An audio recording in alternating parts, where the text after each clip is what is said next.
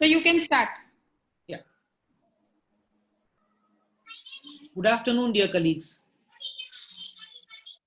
I, Dr. Harshad Parasnis, President of Pune Obstetric Gynec Society, along with General Secretary Dr. Ashwini Kare and Dr. Chaitanya Ganpule, Clinical Secretary, welcome you all for today's webinar. Before we start the webinar, I must all wish you Happy Mother's Day. Today's webinar is one of the lectures series that we have called the POGS webinar Connect with the Experts. And today's session is on practical approach to hypertensive disorders through case-based discussion. And to chair today's session, we have two chairpersons. My dear friend, Dr. Parag Biniwale. He's a senior consultant obstetrician in Pune. He's a PG teacher at Kamala Nehru Hospital. He's the secretary of ICOG and is presently the president of Menopause Society Pune.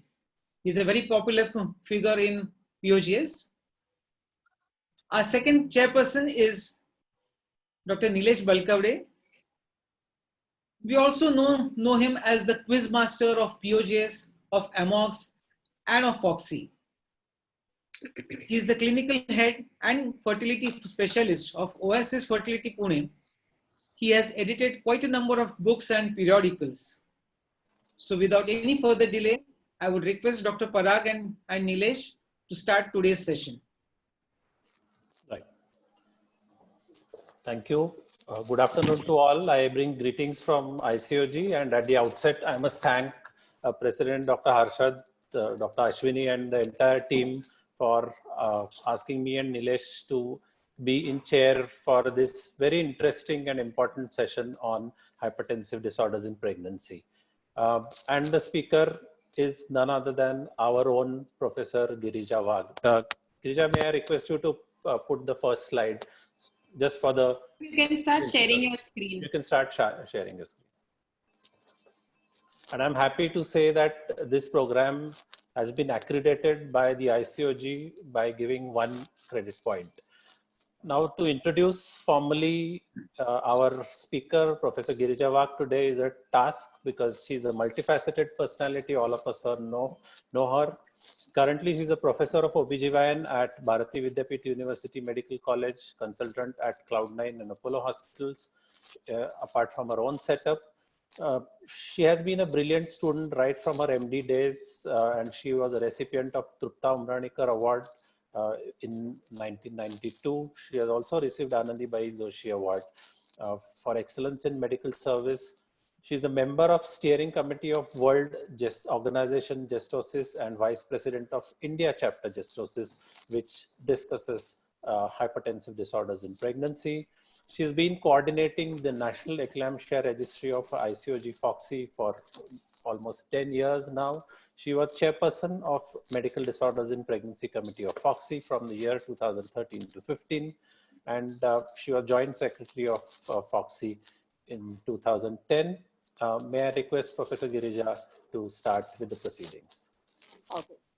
Before I put on my formal slides, I want to thank the Pune Obstetric Gynec Society, especially Ashwini and Harshad, for giving me this opportunity, and Parag and Nilesh for chairing this session, because your inputs and everything is going to be very important. Secondly, I want to begin this presentation by giving my dedication to my mothers, the BJ Medical College and the Bharati Vidyapeeth University Medical College today on Mother's Day, because the first one nurtured me and the second one evolved me. And in this journey of about 30 years being in OBGYN has taught me that preeclampsia surely is an enigma, and it has evolved over time, and all of us would agree, and I would like to show you how it evolved. Now, as we all are aware that there are frequently encountered complications of pregnancy and a major cause of perinatal morbidity and mortality, and usually at a tertiary care center like the both that I mentioned, we are much at receiving end of the consequences of these disorders. And it is a major cause of maternal morbidity and mortality, with 19% of maternal deaths due to hypertension in pregnancy, And the ENIA-FOXI ICOG statistics reveals that the incidence of hypertensive disorders during pregnancy to be high with a substantial incidence of preeclampsia. So if you look at the country, incidence of preeclampsia was found to be 10.3%, and incidence of eclampsia is 1.9% of all the pregnancies. That means, as in our country, we have 26 million deliveries per year. We are dealing with 26,78,000 cases of preeclampsia and 4,94,000 cases of eclampsia yearly, and that's a huge quantum, a gigantic task. And the challenges remain because unfortunately we cannot predict it, and there are huge lack of modalities to risk identification, and then of course the tertiary care facilities or even the intermediate or primary care facilities lack in a lot of know-how. Now, one of the other important challenges has been that the diagnosis of this condition has constantly wavered from this end to that end, whether to use proteinuria or not, whether to only base on blood pressure. So primarily we talked about the triad of edema, blood pressure, and we spoke about proteinuria. Then we said, no, we don't want to look at edema. Then we said, we don't want to look at proteinuria. And then now we are wondering whether even blood pressure sometimes may not be present there.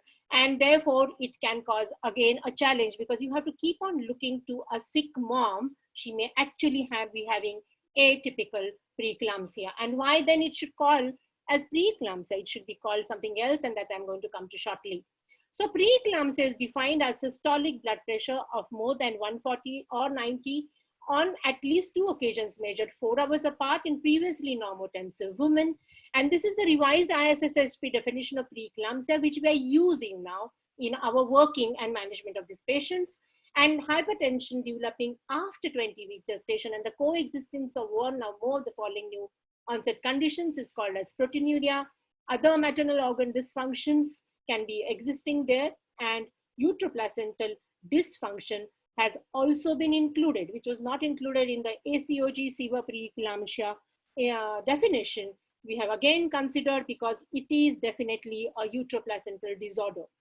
You have to subclassify this condition based on the time on gestation when it occurs. So the one which occurs before 37 weeks would be called as preterm preeclampsia, before 30 weeks, early onset preeclampsia, and late onset would be more than 34 weeks, and term preeclampsia would be more than 37 weeks of gestation. And the one which is early onset and preterm is the most challenging to deal with. So if you look at the diagnostic criteria of preeclampsia, we have to not only consider the blood pressure, but you have to also keep on looking for proteinuria, platelets, serum creatinine, liver enzymes, pulmonary edema, and other signs also have to be looked into. So if you generally look at the conglomerate of hypertensive disorders in pregnancy, it would be a spectrum, and this entire spectrum, which starts with a preconceptional chronic hypertension, then maybe a gestational hypertension or proteinuric hypertension, early onset, late onset, and postpartum de novo or a continuation of an existing hypertension would all encompass what is typically would be called as gestosis. And it is a complex multisystem disorder, and we are definitely have to be wary about conditions like eclampsia, HELLP syndrome, pulmonary edema, stroke, and left ventricular failure. It sure is an enigma because we do not know the cause. We only know the consequences, and what we know, however, is very little. Where spiral arterial remodeling is fine, we know the gun is loaded, but we do not know what is going to pull the trigger. And what is also sad is we can find that these gestational disorders are going to be causing a whole lot of issues for the women's health in future. We have a typical story of a patient who is at the age of 34 or 35, loses her life to a myocardial infarction or a severe hypertensive stroke.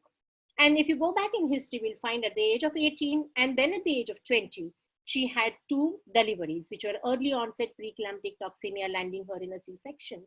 And then she had a residual obesity going into preeclampsia. So this story is going to continue, and we have to remember this. Now, etiology is an enigma, but there are certain postulations and certain proofs which have supported these particular postulations is there is an abnormal placental implantation, absolutely, and you will also have placental abnormalities associated with it. There is defects in the trophoblast and spiral arterioles. Angiogenic factors are imbalanced. There is cardiovascular maladaptation and vasoconstriction. There can be a genetic predisposition because Asian women seem to be more at risk. Plus, if there is a family history of preeclampsia or even hypertension or diabetic disorders, these women are at risk. Immunological intolerance has been identified. There is, for some reason, all these things conglomerate into a platelet activation and give rise to what is called as a vascular endothelial damage or dysfunction. What we have to remember is the endothelium exists everywhere in the entire body. And you can see in this picture here that the decidualization, when the arterioles are forming, the spiral arterioles, they are not dilating here as they would in a normal pregnancy, and they turn into, at the outset itself, in the first trimester itself, they form as small channels, probably giving rise to hypoxia, noxious elements building up, and then giving rise to issues. So there are three basic tissue level changes observed: vasoconstriction, endothelial damage, and platelet aggregation. And therefore, this condition would be preferred to be called as gestosis because it's a spectrum of disorder affecting the pregnant mother, which is first detected with rise in blood pressure. And hypertension is the only tip of the iceberg, and a lot of things are brewing below this surface. And actually, the response, if you see, is a typical response such as an SIRS or a systemic inflammatory response with a predisposing genetic factors influenced by environmental factors like obesity, stress, and maybe hypothyroidism, PCOD, diabetes, immunomodulation of factors, abnormal placentation, oxidative stress, reduced placental perfusion, giving rise to small for gestational age infants, and this is usually found in the stage 1 of the disorders. There is a huge rise in various biomarkers, and therefore one wonders, and one has placed them in our diagnostic evaluations, and how we are going to go ahead, and I'm going to tell you that. And there's a systemic vascular endothelial dysfunction, capillary leak, and vasospasm. All these gives rise to hypertension, proteinuria, glomerular endotheliosis, cerebral edema, coagulation abnormalities, the typical HELLP syndrome, and eclampsia. So preeclampsia seems to be a very narrow nomenclature, but today preeclampsia is identified with proteinuria. So P is equal to P, but gestosis would be actually the right terminology. And as I mentioned, endothelium is present everywhere in the body, and therefore you will have cardiac myopathies, you would have various kinds of cerebral involvements. There can be pulmonary edema because of leaky capillaries, kidneys are affected, liver functions are deranged and affected, and the placental bed giving rise to fetal growth restrictions, preterm delivery, and rupture of placenta is associated. And then there are a whole lot of acute complications. If we have the time at the end, we are going to consider these, which give rise to problems of this disorder. Now, as promised, let's look at this first case, Miss Kavita, who's a 28-year-old primate. She's booked 32 weeks of pregnancy, uneventful so far. On OPD examination, her blood pressure was found to be 140/90. There was mild bilateral pitting pedal edema, and urine dipstick was 1+ for albumin. On examination, general examination was normal. Blood pressure was checked after 4 hours, same 140/90, and urine albumin is 1+. So naturally the question comes, what is the type? How do we classify this? And do we hospitalize this patient is a question that we always have. Now, as I mentioned, we have patient who is beyond 20 weeks. So this definitely is gestational hypertension. She has proteinuria. So this is preeclampsia, and proteinuria has to be a significant proteinuria, which you mean by more than 300 milligrams in a 24-hour urine collection, or more than 30 milligrams per ml in a spot urinary protein creatinine sample. So new onset hypertension plus new onset proteinuria is equivalent to preeclampsia.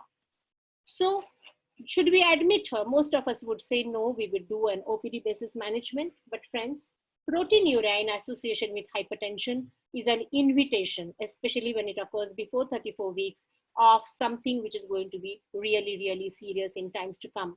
None of these proteinuric hypertensions have seen the light of the day, max to max beyond 3 weeks. And maybe by admitting, you'll be able to keep a closer surveillance and maybe give her the rest, maybe stabilize her and help her. But of course, there are a lot of logistic issues involved, and patients look apparently normal, and many of us wouldn't be able to give such kind of an access to a patient, or patient may not be able to seek it. So naturally, we would want to do investigations, ultrasound, and should we consider giving antihypertensives? Now, this is a dilemma which I'm going to discuss now. And we have to be concerned about pedal edema and urine albumin or not. Of course, we have to be.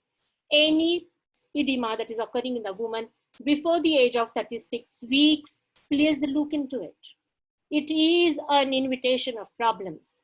Women tend to take a very less protein containing diet, and many a times just by improvising the protein content, you will find that most of these would be ameliorated.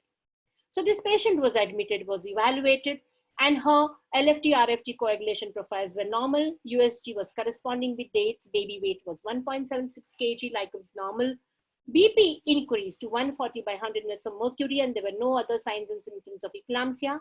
So now should we start hypertension? Would you do Doppler? Now, the access to the institutions where I practice with all my patients, we are doing Doppler as a mandatory test. But then some situations in our country, this question would have to be asked because not all women and all docs have an access to Dopplers. So would you want to do Dopplers? Naturally, the answer is yes, we would want to. And then, of course, the question of magnesium sulfate, we are going to discuss shortly, and anything else. Now, many a times it has been observed that such patients, when you give them antihypertensive medicines or give them rest, or maybe magnesium sulfate, which is a practice in our institution when proteinuric severe hypertension, which we call as 150 by 100 and beyond, as per the HTP gestosis ICOG classification. In these patients, we find that we can temporize them. And then naturally we wonder, is this patient really going to cause any problems in the future? Should I send her home? Should I keep in the hospital? And many of these questions today can be probably answered by doing certain biomarkers. Now, the plasma SPLET1 PLGF ratio on presentation is known to predict adverse maternal and perinatal outcomes occurring within 2 weeks in a preterm setting. So in such a situation, and this is a new finding that I thought I must share with you, that they studied this patient and they found that an indicated preterm delivery within 2 weeks of enrollment at various gestational age was decided based on this SPLET1 PLGF ratio done at this time. And of the 85 was chosen as the value that divided populations based on previously published data in relation to preceding adverse outcomes.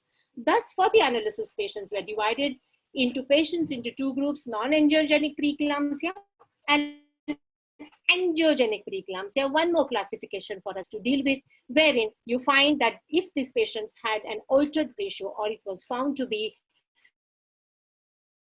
less but more than or equal to 85 would be probably the ones have serious course of action, and that could help us to identify these issues. With easily available countries, related factor, which we are currently using in our institution, and it is available in India, lateral flow technology immunoassay, and it glyphine from pregnant woman reacts with specific antibodies for glyphine, that is glycosylated fibronectin coated on test strip, and it's a finger stick blood sample.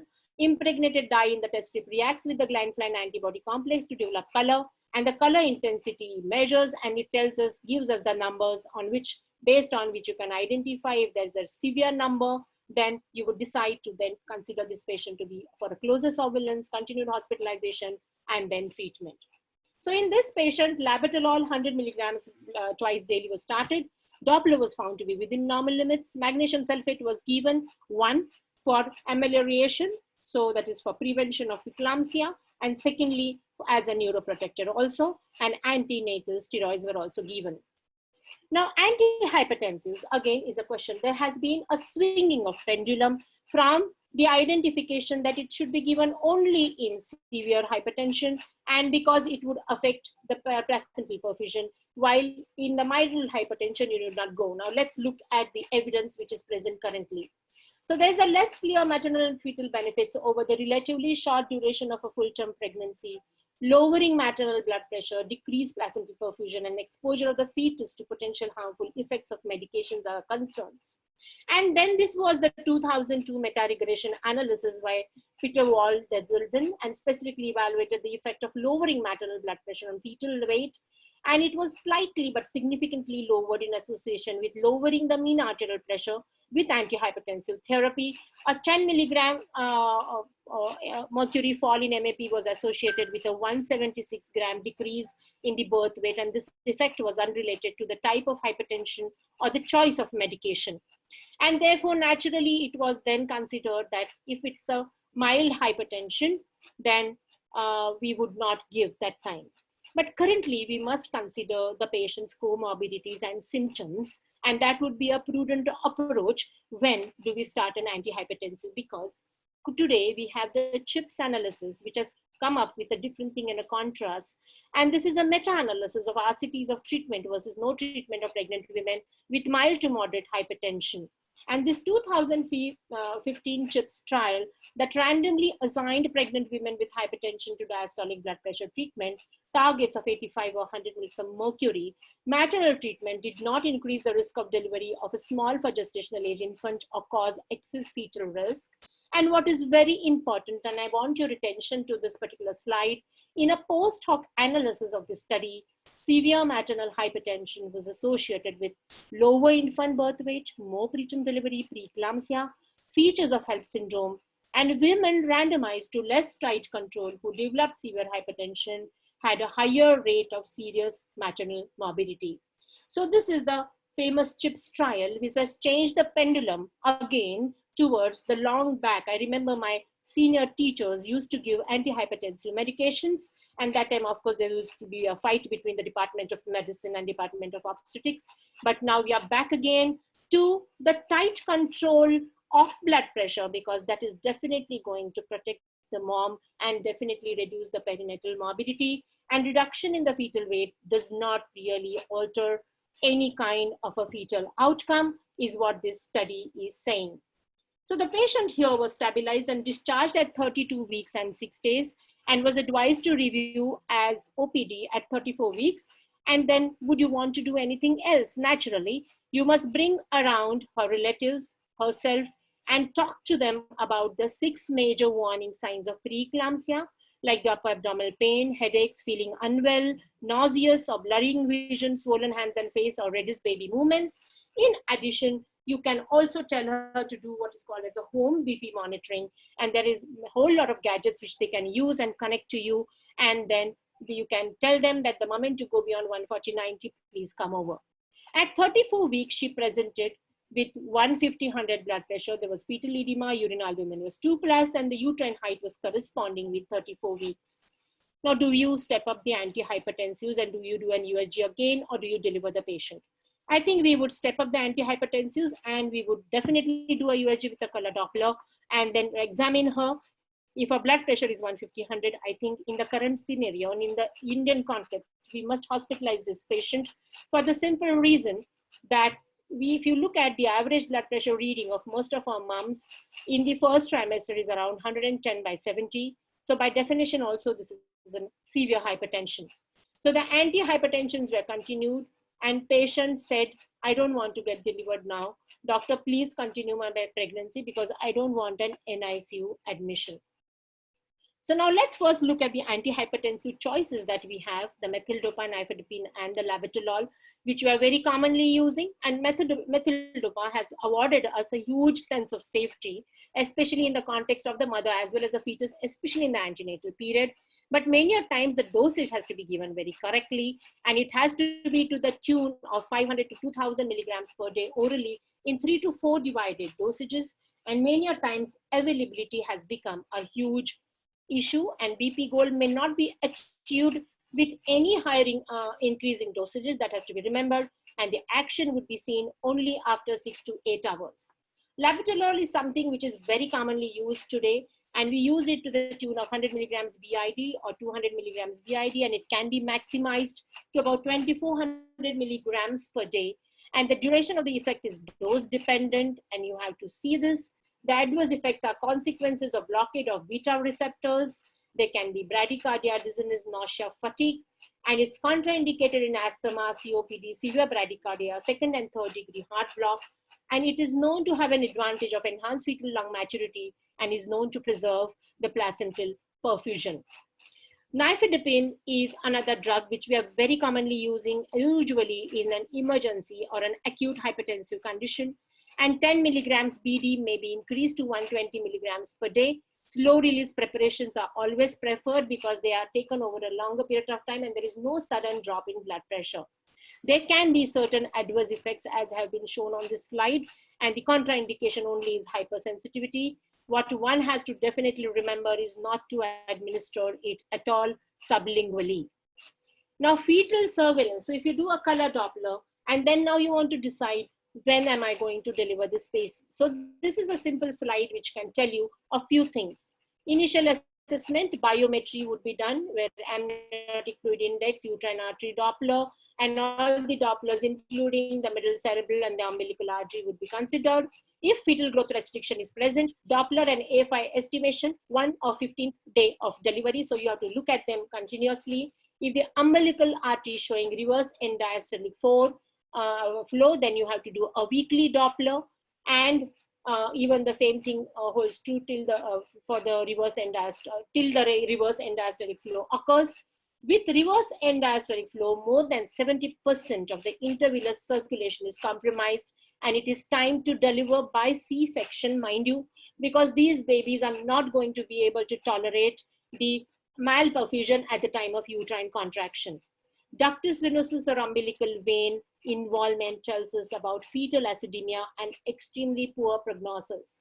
So this has to be remembered. Just today morning, we have delivered a 30-week patient with fetal brady of 80, and unfortunately we didn't get any time to do her Dopplers or anything. There was a domestic violence of some sort, and then we are still resuscitating. The baby is not really going to do very well. Magnesium sulfate to be given for new fetal neural protection less than 32 weeks. Arterial Doppler significant for fetal prognosis before 32 weeks, and venous Doppler can be done later, and a CPR of more than 1 gives us time to postpone the delivery, and that is one new kid on the block which can really help us. So in the presence of fetal growth restriction, Doppler plays a significant role in the timing of delivery for a good neonatal outcome. And this typical growth lag, increased cerebral blood flow, which is showing you the head sparing effect, increase in the umbilical artery pulsatility index, less than 5 percentile of expected fetal weight, depicts redistribution, reduction of amniotic fluid means there is a less placental perfusion, absent reverse or reverse end diastolic flow is and oligohydramnios are ominous signs, and ductus venosus definitely is a sign of acidosis, because we have to always remember hypoxia followed by acidosis. Acidosis is equivalent to bad outcomes, and of course intermittently you must consider taking a help through the NST studies, because they can also help us in identifying to an extent, even if it's a premature baby, if you find that the variability is okay, you can consider it prolongated for a while. But you can see here in this NSTs, there are late decelerations. This is actually an admission test here, and you can see that there is a mild and severe deceleration. These babies are not going to do well during delivery, and they have to be taken for a cesarean section. So biophysical scoring and abnormal CTGs, and these will all help us in taking a decision timely. And then various kinds of supportive therapies like dietary advice, adequate rest, and anemia correction, extremely important. I still feel very wary when we go in acceptance to a 9 gram % hemoglobin. Remember, in patients of preeclampsia, 9 gram % hemoglobin is a result of hemoconcentration. Look at her PCV, definitely would be less than 30, tells you that MAHA has already set in. What is MAHA will be coming to shortly when I discuss about health. And therefore, at every opportunity, at least you get 4 during the antenatal period, look for anemia and correct it immediately through diet, through supplements, through parenteral iron, but it has to be continued. So these are the various, if you give her an antihypertensive, every 7 to 10 days follow-ups, repeat appropriate laboratory and clinical evaluation, Repeat preeclampsia full evaluation within a week if 1+ proteinuria on dipstick. Consider reducing the interval for repeat evaluation if there is headache, visual disturbances, reduce movements, or small for gestational age fetus with diastolic blood pressure of less than 90 mils of mercury under stress, or no proteinuria. However, if there is proteinuria, you will have to probably act immediately. So as I mentioned, this is a summary of the follow-up that I mentioned to you just now. Now let's look at this 18-year-old primary gravida, antenally booked, registered, has had an uneventful course up to now. She presents at 30 weeks gestation with a blood pressure of 160/110 mils of mercury and 2+ proteinuria on dipstick. So the diagnosis is severe hypertension preeclampsia. Would you like to admit this patient? Yes, it's an early onset preeclampsia, of course, because she has severe hypertension, and we have to start her on antihypertensive medicines with a therapeutic goal of 140/90, and that would be what is acceptable. Would you give magnesium sulfate? Of course, we would give magnesium sulfate because we want to prevent eclampsia, definitely, and maybe she may turn out to be help. Magnesium sulfate would help her, and also it awards a neuroprotection if you find it necessary to deliver her immediately. What would be the first line of antihypertensive drugs? Of course, IV labetalol and oral nifedipine.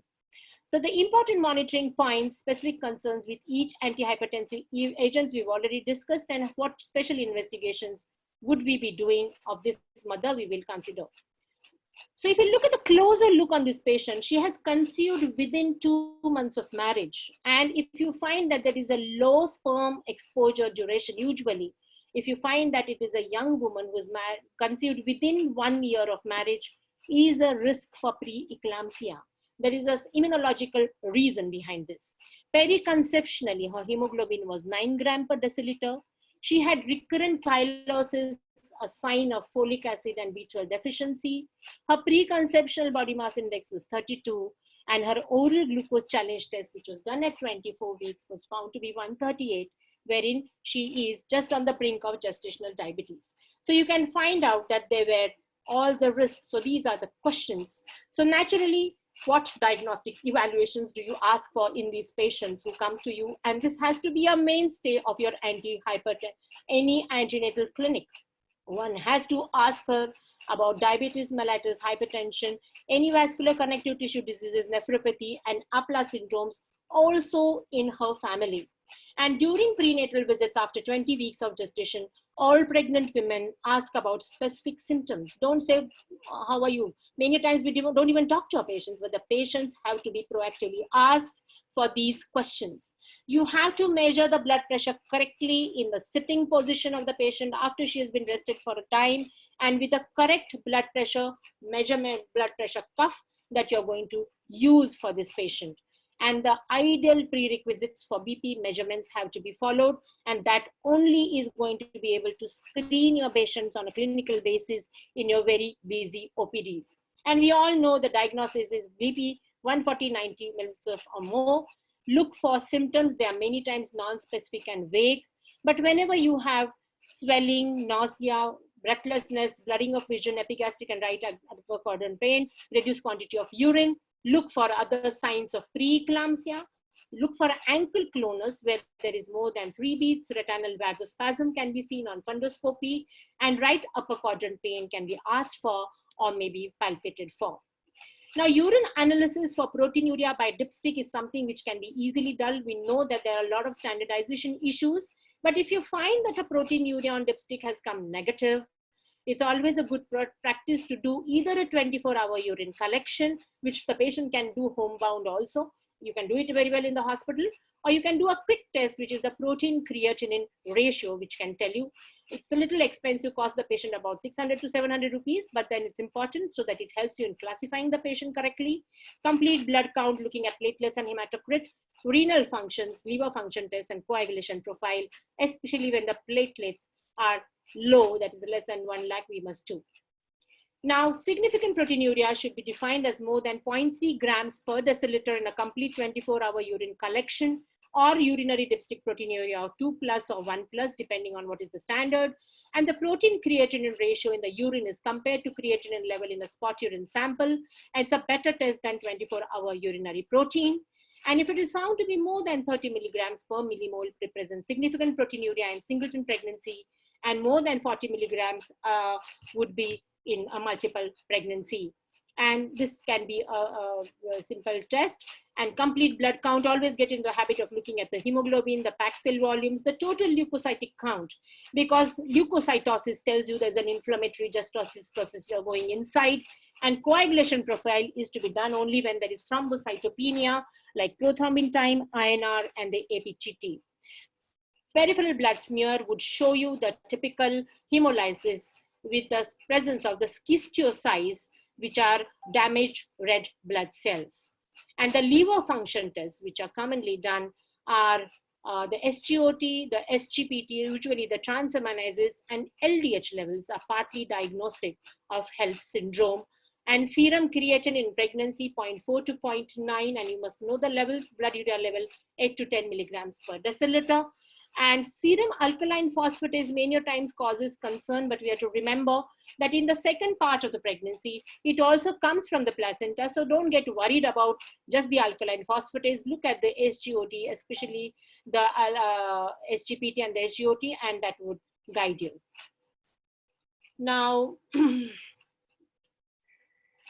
many a times you'll have such a patient presenting to you. And if it's an unconscious pregnant mom who has come to you, the first, many times differentials would come to our mind, like epilepsy, cerebral malaria, meningitis, and encephalitis. But one has to remember that it always has to be eclampsia as our final diagnosis. Now you can see that this young patient has presented to this doctor. He's my student who shared with me. And 1 month prior, you could see that 1 month prior, she had this particular sonography, which showed a mean artery PI of 1.97, above the 90th percentile. And she had a susceptibility of uteroplacental insufficiency. And both uterine arteries shows increased PI and RI, indicating susceptibility for uteroplacental insufficiency, growth restriction, and preeclampsia. And all the parameters are lagging. So please do not take fetal growth restriction or any of this color Doppler findings lightly. This is going to be an eventuality, and these patients require a very, very close surveillance. So if you go back to her Kavita, who finally decided to go home, she refused to get admitted for induction of labor that time. She came after 3 days, and this is how she reported. She was perfectly all right in the morning. Then, excuse me, somebody help me. Are you okay? She was, and you can see that she has presented with eclampsia, and you can see that there is a huge pharynge, and she's been now taken to the eclampsia room for immediate crisis management, where she will be given the magnesium sulfate. And what we use in Bharati Vidyapeeth is the Zuspan regimen. We find it more convenient than the Pritchard's regimen, but the WHO recommends the Pritchard's regimen, and there's no harm in giving it. But thrombocytopenia, severe one, would preclude you from giving, and it's important that all of us are much well versed with the dose. Always remember only to keep 50% magnesium sulfate on your racks, because 1 ampule will be equal to 1 gram, makes it easy for your nurses and yourself to diagnose, to measure correctly. So immediately when the patient of this comes, just break up 4 such syringes and give her an IV loading dose, and this can be given through 100 ml of normal saline. You need not stand by the patient and can run over 10 minutes or so. So these are the various regimens which are commonly using the Pritchard's regimen. And this magnesium sulfate, you can see here, can be administered even through an infusion pump. So it can be given very well through an infusion pump. And always remember that you should have your magnesium sulfate boxes ready every place where the patient is going to be coming. So be it OPD, be it your wards, be it your labor rooms, everywhere there has to be a magnesium sulfate box ready, so that you don't confuse or get wary with the dose that you have to. And these are the contents of the magnesium sulfate box, which you must always keep them ready. But it is known to have the risk of eclampsia and reduces the risk of maternal deaths, substantially more effective than diazepam. I still feel many of us reaching out to diazepam. There is no need. Blockade, it causes the blockade of NMDA receptors. It reduces the presynaptic release of the neurotransmitter glutamate. It potentiates the adenosine action, improves the mitochondrial calcium buffering, and it causes the blockage of calcium entry via voltage gated channels. So it is an excellent drug also to abort a convulsion. So even if the patient is throwing a fit, you can very well give her magnesium sulfate. And we have seen that many obstetricians have found it very difficult. And this has been a +1 publication which says that obstetricians' risk perception on the prescription of magnesium sulfate in severe preeclampsia and eclampsia. This was a qualitative study, and what was found was there was a fear of drug toxicity and fear of ethical and legal implications. For us, we don't have them because all our guidelines mention giving magnesium sulfate, and many a times there is a lack of knowledge of proper drug use, lack of medication equipment and infrastructure, and various other issues which preclude many people from giving magnesium sulfate. And large trials have evaluated and demonstrated the effectiveness of full regimens of magnesium sulfate, which include a loading dose followed by 24 hours maintenance therapy, even in cases where intermediate transfer of the woman to a higher facility was not possible. The patient was likely to be better off with only the loading dose with and without it. So the management was magnesium sulfate antihypertensives. I'm sorry, what happened here? I don't know, somewhere one slide has come up with a witness. So if it is a severe form of preeclampsia, it is likely has the same origin. It is a separate entity and it can still have a similar origin, but in then diverses alone a different pathway for unknown reasons. And that is where we would come in help. I'm sorry, something has happened to my slide, but let's move on and find out. Now this patient, if our reports come abnormal, many a times when you do and send our reports, you will find typical HELP-like syndrome. And then the question comes, ye kyun hua or kaise hua? Now, normally, if you see the pathophysiology, as I mentioned, is a defective placental vascular remodulation to begin with. And there is something which is called as MAHA, that is multi-organ microvascular injury because of microangiopathic hemolytic anemia. And there is also an acute maternal immune rejection which has been seen. And there probably could be inborn fatty acid oxidation metabolism abnormalities, or sometimes a few fatty chain mutations have been identified, and there can be a placental instigated acute inflammatory condition giving rise to dysfunction. And it also is known to probably postulated to be a complement dysregulation thrombotic microangiopathy caused by complement dysregulation. So the hypothesis for any kind of an intervention as an anti-inflammatory disorder rises with the fact that probably this is an anti-inflammatory process. So we are moving on now to find the HELP syndrome, usually what happens. And we all have to remember that whenever there is preeclampsia, we must think whether it is HELP. Even if it is gestational hypertension, we must think whether it is HELP. And HELP is not to be thought. HELP has to be investigated by doing a laboratory diagnosis, wherein you will find hemolysis, elevated liver enzymes, and low platelets. And you can see that all these inflammatory processes finally give rise to this microvascular endothelial activation, giving rise to this very typical kind of a presentation. So microangiopathy and activation of intravascular coagulation in HELP syndrome. There is a hepatic histology also which has been found to show the fibrin deposition, and renal dysfunction is not an essential diagnostic criteria for this. So always we have to be on guard and asking these patients about fatigue, severe headache, excessive weight gain, nausea, nosebleed, and pain in abdomen. Don't ever say that this probably is because of hysteria. She could really be having an underlying HELP. And reportedly, these are the frequent signs and symptoms that we usually see. And the first question that you should ask your patients always is, how do you feel today? So let's look at this patient who has twin live intrauterine fetuses, DADC, fetus 135 to 36 weeks breech presentation. This was a sonography done before admission. Fetus 34 weeks transverse mild asymmetrical IUGR, oligohydramnios. And you can see that the placenta is in the anterior and the posterior position. Mother on antihypertensive since 15 days with a BP of 130/90 to 140/100. And she has now come to us at 38 weeks plus 6 days. Till that time, she was taking antihypertensive medicines and she was not even visiting her own primary doctor. On admission, she had very high blood pressure. She was given a loading dose of magnesium sulfate. The Zuspan regimen was started, labs were sent, and all the blood and the blood components were booked. Labetalol was continued. There was close monitoring in the HDU. High-risk information was done, and she had minimal ascites, pleural effusion, and her OBG scan was found to be within normal limits consistent with the twin gestation. And these were her lab reports. You can see on the 16th of October, before she came to the facility, she had these reports, and that time the LDH was 890, and on 20th of August, you can see her LDH is risen to 1890. Her platelets have dropped down, and you can see on PBS there are schistocytes that are seen. So you can find that she had to be taken for, we stabilized her blood pressure, gave her magnesium sulfate, and took her for a cesarean section. Before C-section, her PT was 9, and then it was 12.2.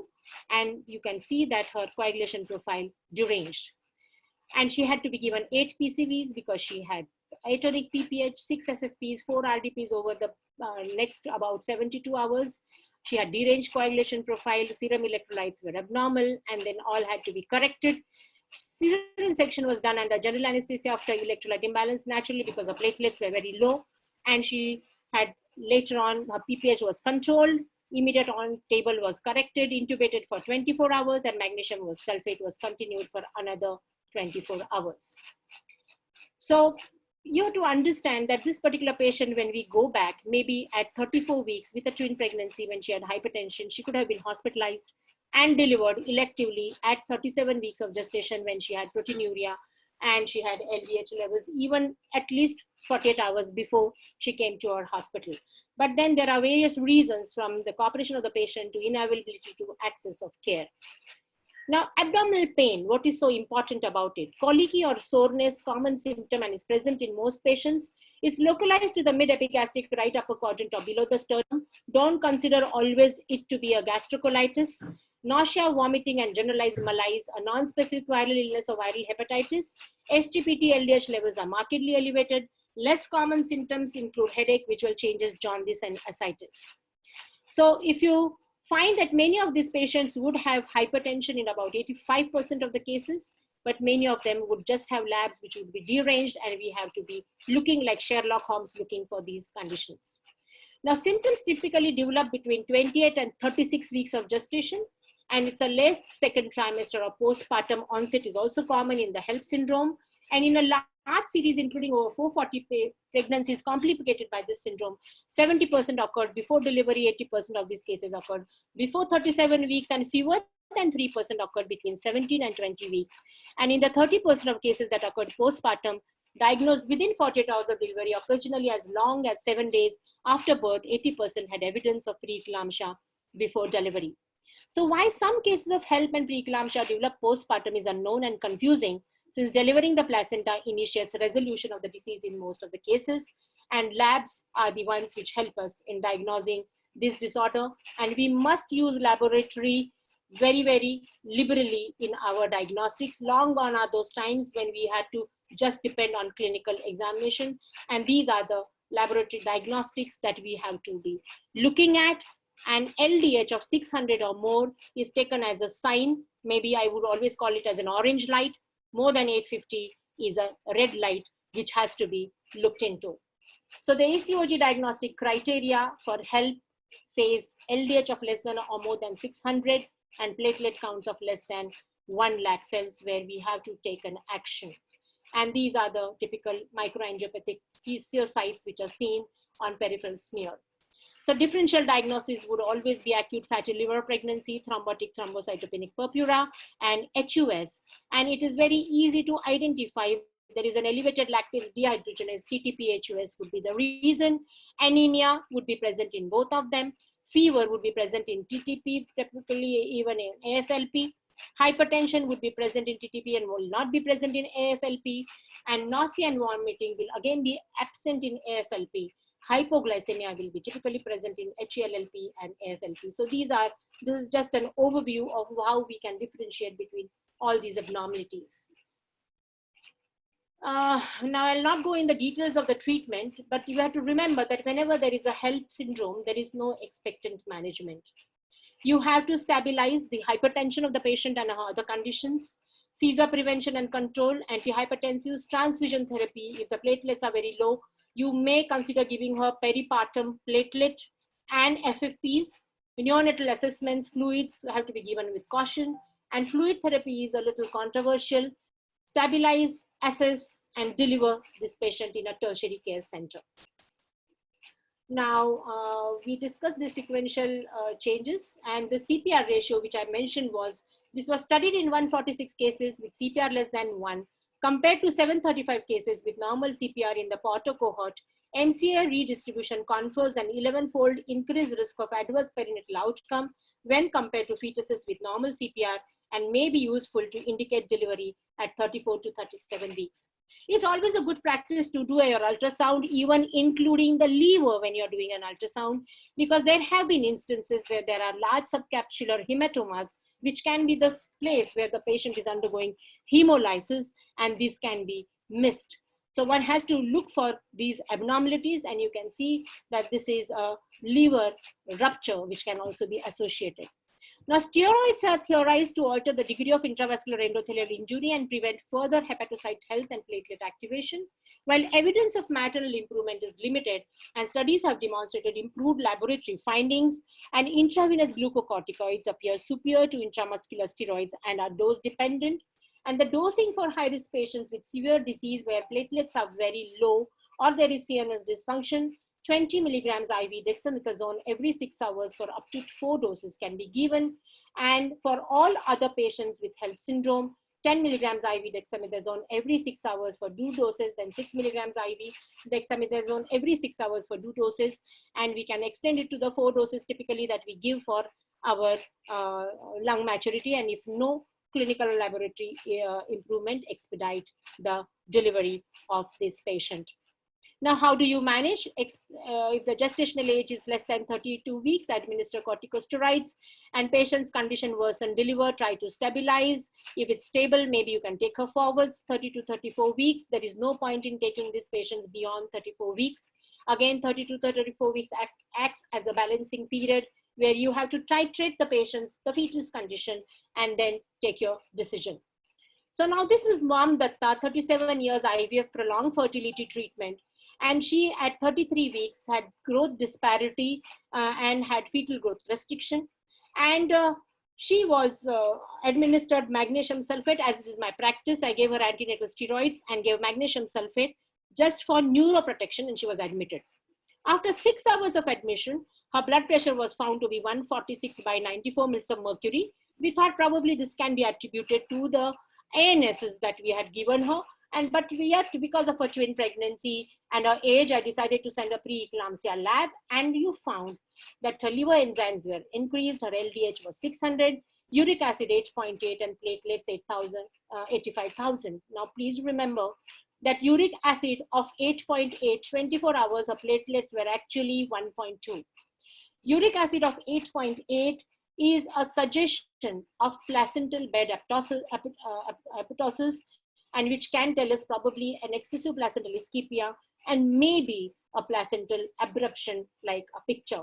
After 6 hours, while this was going on, we gave her antihypertensives and her NBM cover and everything was happening. Her platelets became 55,000 and we had to take her for an emergency C-section and the GA. And 1660 to 1800 babies were born. 24 hours post-operative, the patient was stable. And I'm very happy to say that the babies came out crying and they just require about 24 to 48 hours of NICU admission. Now, before booked since 8 weeks, one primigravida and underwent regular ANC, severe dietary abnormalities, calories and protein deficient. 12-week scans and biomarkers and pulsatility index were within normal limits. Fetal growth restriction was first detected at 26 weeks and the diet was reassessed. Amino acid drips were given, hospitalized for mild early onset preeclampsia at 29 to 30 weeks. And she gradually started becoming severe hypertensive in a short course of time, had proteinuria, oliguria, thrombocytopenia, and absent end diastolic flow.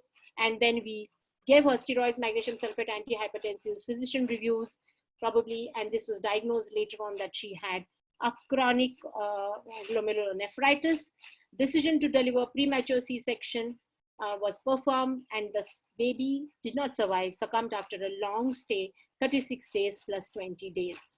So expectant management of preeclampsia with severe features is a big challenge, and at 24 to 29 weeks of gestation, especially, the decision making is extremely complex and one has to individualize based on various things. because it's not only about the affordability of the NICU, but it is also about the outcome, what is going to be at the end of that, and are we going to be able to make these women morbid through a cesarean delivery? And that is a question which requires to be answered with more and more studies as they come in. Today, we definitely have an answer that we are not going to take patients beyond 34 weeks of gestation. And if you look at the major causes of preterm birth, and that is our concern most of the times, you'll find that preeclampsia and other comorbidities really contribute in a very big way. So this was an observation that we decided to go and study our 100 babies who were born extreme premature. And you can see here that these extreme prematurity was usually seen, commonly was seen in a multigravid patient. 24 babies were live, while majority of them were fetal stillborns or IUDs. Most of them, the age group was between 20 to 30 years of age. And the most commonest causes were found to be preeclampsia, PROM, and APH. So we have to be looking at this disorder because it's not only dangerous to the mother, but also it's a baby. And typically when you look at the medical futility, is something where doctors and nurses caring for extremely ill patients could resonate with the feeling of carrying water in a leaky bucket, continually working towards a goal that could not be achieved. And that's exactly what happens in preterm preeclampsia. And in this situation, therefore, it is extremely important that we give magnesium sulfate for neuroprotection. I can still see a lot of dilemma in the minds of clinicians and colleagues, but it is known to stabilize the cerebral circulation, prevents the excitatory injury by stabilization, protects against oxidative injury, and it also protects against inflammatory injury via anti-inflammatory effects. And it is shown to improve neurological outcomes after anticipated preterm labors. And RCTs enrolled 24-week gestational data unavailable reduces incidence of cerebral palsy to an extent, and magnesium sulfate is recommended if peri-viable delivery is anticipated. So the lesson learned are decision in EOPT between 24 to 34 weeks is individualized based on infrastructure and maternal condition, and dietary interventions are extremely important, but the challenge is compliance. So if you look at the summary of the treatments that we usually give to these patients, and most of them, 40% of the times would have severe preeclampsia, would have help. We'll be giving them magnesium sulfate. It can be given through an infusion pump. Even the fluids can be managed so that they get structured fluids. They have to be given at the rate of 100 ml per hour. Pulmonary edema, if there is present, give Lasix, do X-ray test, 2D echo, maternal echo can be done. Monitor vitals of the patient, and then we can give her PCV, ask for massive transfusion protocols, especially because if the platelets are low, you may require help. Oxygenation induction if ripe cervix or gestational age 30 weeks or more, or C-section less than 30 weeks, unripe cervix, we can consider doing their induction with misoprostol or prostaglandins, or even by a mechanical dilator through the Foley's catheter. Anesthesia, if the platelets are normal, epidural is always a preferred anesthesia because that gives better placental perfusion. But if the platelets are low, then we have to take a recourse of GA. And then one must remember that the pain management has to be done very, very properly. We cannot use any of the NSAIDs because they have a fragile hematological system, but we can definitely use tramadol and take help of Finargan, which we used to use in the past, to help them be sedated so that they have a better recourse. So deliver when we have already discussed, especially if you have a mild gestation hypertension progress to preeclampsia, 9.6% develop severe disease, and gestational hypertension can be taken to term while mild preeclampsia should be delivered. So anywhere proteinuria, deliver them at 37 weeks of gestation.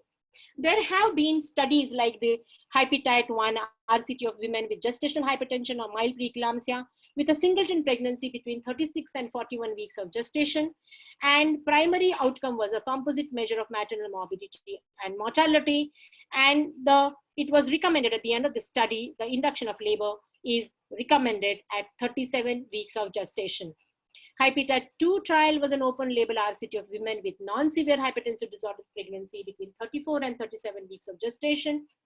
And immediate delivery within 24 hours was done in 352 while expected management until 37 weeks, and most advocate expected management with monitoring until the clinical situation deteriorates. So these are patients who are having non-severe hypertensive disorders.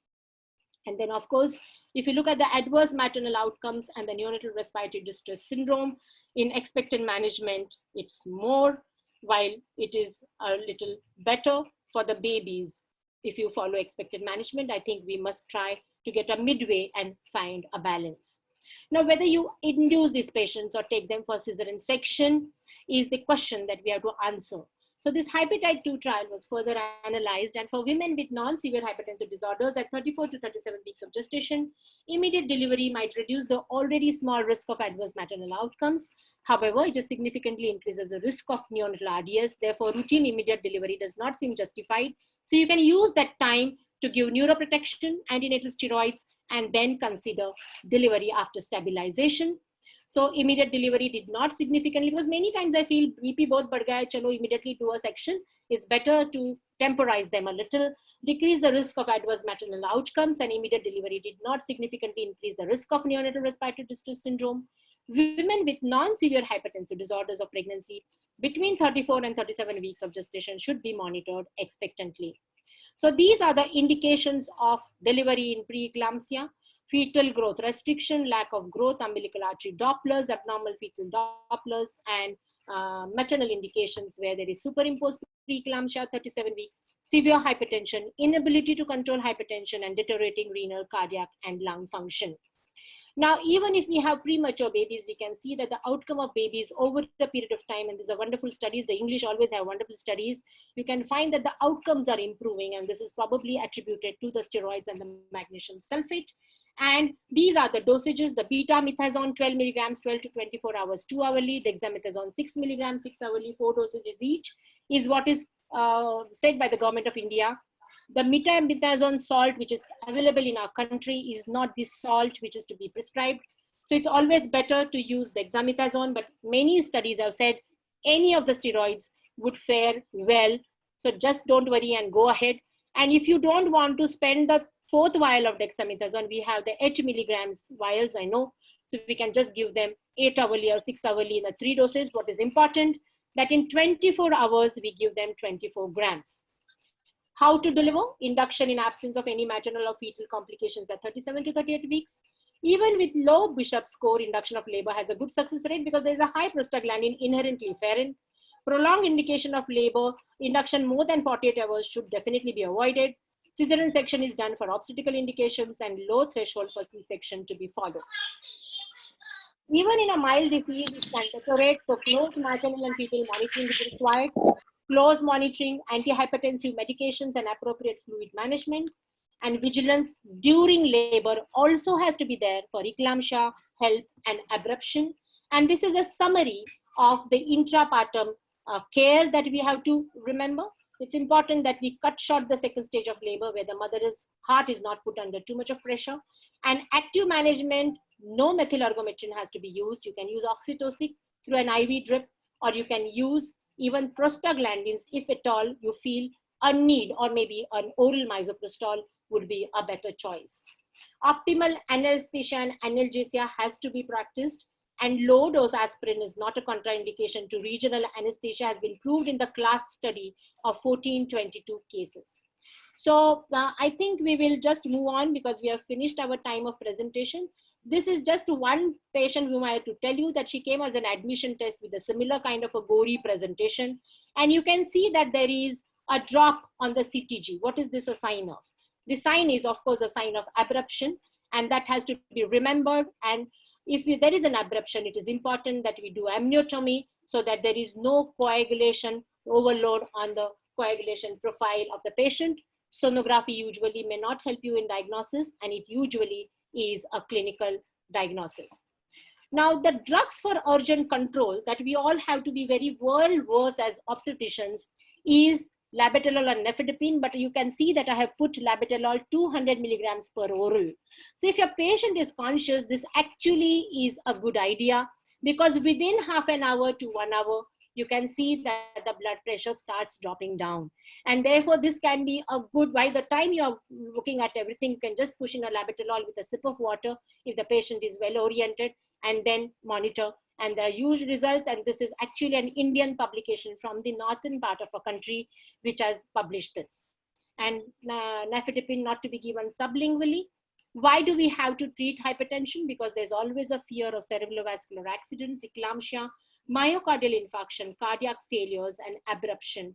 And for this reason, we have to remember, and please be always wary of chronic hypertensive mothers, because we are having now older women presenting to us, because they are at risk of developing stroke, because they already have an altered, probably aneurysms in the important vessels in the brain, and these can rupture, and therefore we have to monitor blood pressure. Come what may, the system is that monitor blood pressure and keep it low as long as the patient has, is a thing. Now, this is one last case that I'm going to discuss.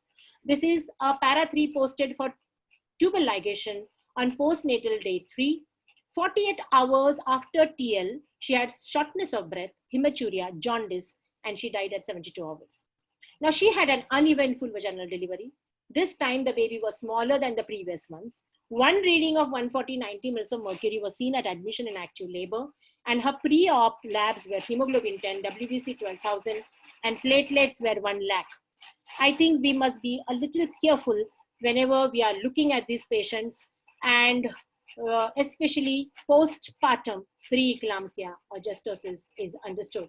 Now, this is another 33-year-old woman readmitted after 5 post-emergency C-sections, again with shortness of breath, and vis-a-vis shortness of breath, bola to apne ko sabko COVID lagta hai, but then this is a different patient, and that time we did not have COVID. Breathlessness, sweaty, urine 1+ protein, and she had all signs suggestive of raised GVP, and you can see that she had abnormal electrolytes, and on an X-ray chest, she showed her echo was normal, and on X-ray, she showed us ARDS.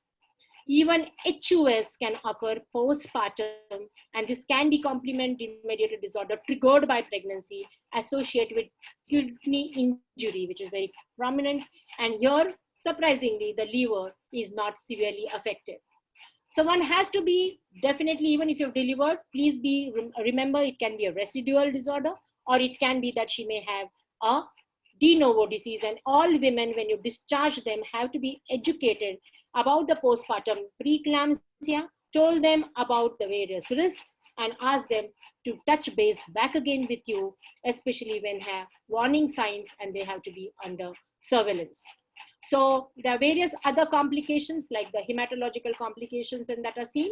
And I think that closes my presentation, Harshad and Parag and Nilesh, because I'm not going to speak about screening, but if you want, we can take it through the question and answers.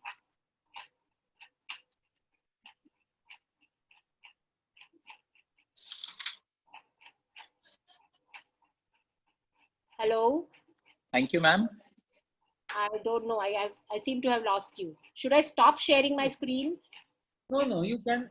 You're finished with the presentation, right? My presentation is done.